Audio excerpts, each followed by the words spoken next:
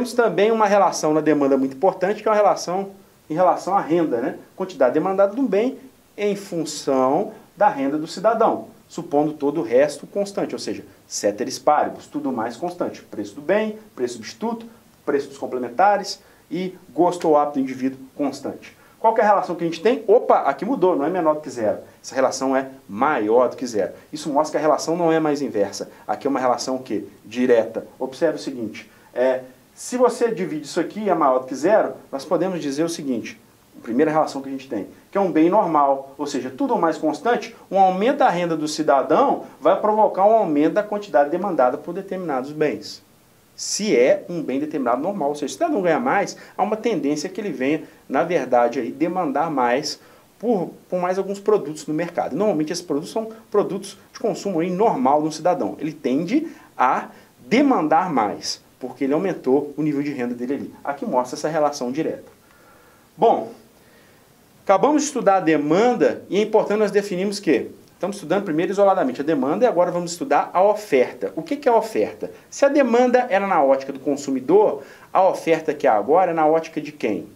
Do produtor, ou seja, das empresas, aquelas que ofertam os produtos no mercado. Então a definição de oferta é a quantidade determinada de bens e serviços que os produtores desejam oferecer no mercado. Tudo bem? Bom, vamos observar aqui. Da mesma maneira que na demanda, a oferta é definida também por uma função matemática. Quantidade ofertada de um bem em função do quê? O preço desse bem, que é o PI. Bom, o preço dos fatores de produção, ou dos insumos, que a gente chama aqui, né, que é a matéria-prima utilizada, a mão de obra. O preço de outros bens, na verdade aqui são substitutos da produção que você pode utilizar. A tecnologia embarcada ali naquela produção e as metas e objetivos dos empresários. Da mesma maneira que na demanda, vamos utilizar o instrumental ceteris paribus para deixarmos essa equação aqui somente numa relação binária, entre quantidade em função de somente uma dessas variáveis. Igualmente, a demanda vai ficar a variável mais importante. Pergunto para os senhores, qual é a variável mais importante? É claro que é o preço, ou seja, nós vamos deixar aqui essa relação aqui reduzida somente em quantidade ofertada do bem e em função do preço. E tudo mais, some aqui, fica constante. Ou seja, o quanto que a empresa vai ofertar no mercado depende do preço do bem que ela está ofertando ali.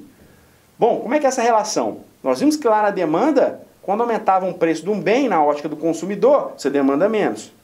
Né? E quando diminui o preço do bem, você demanda mais. Agora nós não estamos falando da demanda, estamos falando da oferta. O que vai acontecer quando aumenta o preço do produto? Na ótica do empresário, que é aquele que oferta o produto. Quando aumenta o preço do produto, ele diz o seguinte, olha, vamos ofertar mais, que está na hora de ganhar dinheiro. Agora, quando diminui o preço do produto, ele diz, vamos ofertar menos. Bom, quando aumenta o preço do produto, é claro que ele quer ofertar mais, porque aumenta a margem de lucro dele. Ele já tem um custo de produção definido. Quando aumenta o preço do bem no mercado, é evidente que essa margem de lucro está aumentando. Por isso ele quer ofertar mais. Quando diminui o preço desse bem no mercado, essa margem de lucro dele vai estar comprimindo. Mesmo que ele tenha um custo lá fixo já definido. Né? Então, na verdade, ele vai ofertar menos no mercado. Então, que fique bem claro, é uma relação direta. Aumenta o preço, oferta mais. Diminui o preço, o empresariado o quê? Oferta menos. É uma relação direta. Aumenta, aumenta, diminui, diminui. Bom, dividindo uma pela outra aqui, nós observamos essa relação direta quando se vê aqui que é maior do que zero. Tá? Bom, falamos dessa relação, que é a lei geral da demanda, é uma relação direta, e vamos definir agora a curva aí de oferta, no caso aqui, a curva de oferta ela é positivamente inclinada. Observe o seguinte, se você tem o produto que o preço dele é R$40, que é no caso aqui o preço do livro, a quantidade oferecida por livro daquela empresa, vamos supor que seria de 5.000 unidades. Né? Vamos supor que ela aumenta esse preço desse livro no mercado e passa a R$60. A empresa decide agora ofertar 10.000 unidades. Isso mostra que, quanto houver aumento do preço desse produto, a empresa vai querer ofertar cada vez mais, comprovando aquela relação direta. Bom, agora é bom sabermos aqui que nunca a oferta e a demanda elas acontecem de maneira isolada. É importante primeiro estudarmos isoladamente a demanda, entendermos esses efeitos, estudarmos depois a oferta, entendemos esses efeitos aí, mas normalmente no mercado as duas ocorrem simultaneamente. Quando elas ocorrem simultaneamente, é muito importante aqui a gente colocar o conceito de equilíbrio do mercado, entender quando esse mercado vai estar em equilíbrio, que é esse desenhozinho aqui. O ponto de equilíbrio é justamente o ponto de encontro entre a curva de oferta e a curva de demanda. No caso aqui, a combinação que temos entre preço e quantidades, né? Aqui eu estou falando preço, não estou falando preço e quantidade demandada, preço e quantidade ofertada. Estou falando de preço e quantidades, porque nós temos aqui as duas curvas plotadas nesse gráfico. Então, ao preço de R$60, seja um bem qualquer, o ponto de equilíbrio é justamente o encontro entre a oferta e a demanda, aonde eu tenho uma quantidade igual a 10.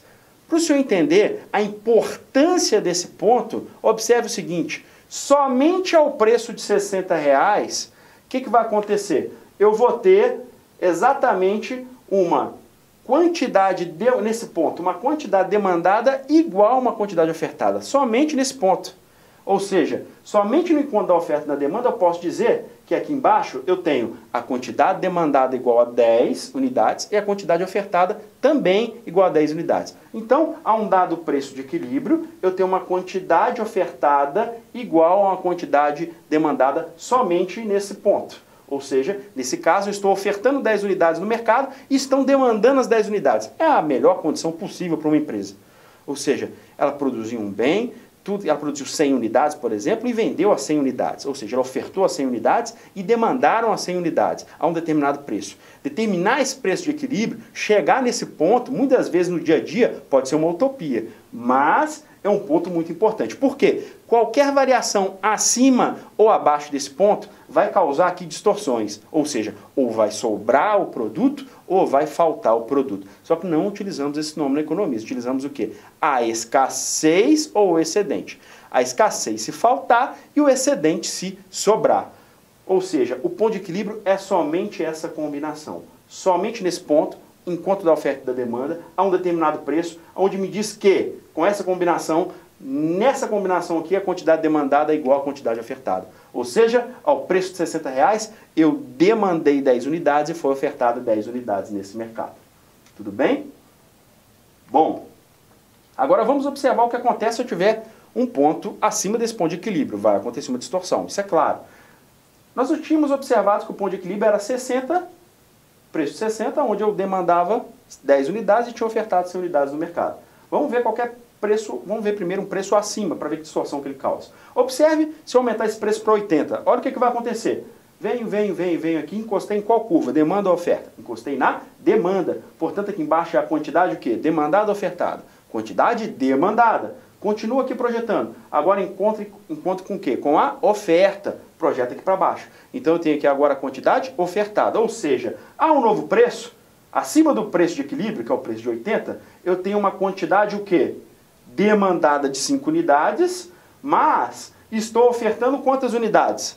15 unidades no mercado. Ou seja, eu estou ofertando 15 unidades, mas só estão demandando 5. Ou seja, está sobrando. Sobrando quanto?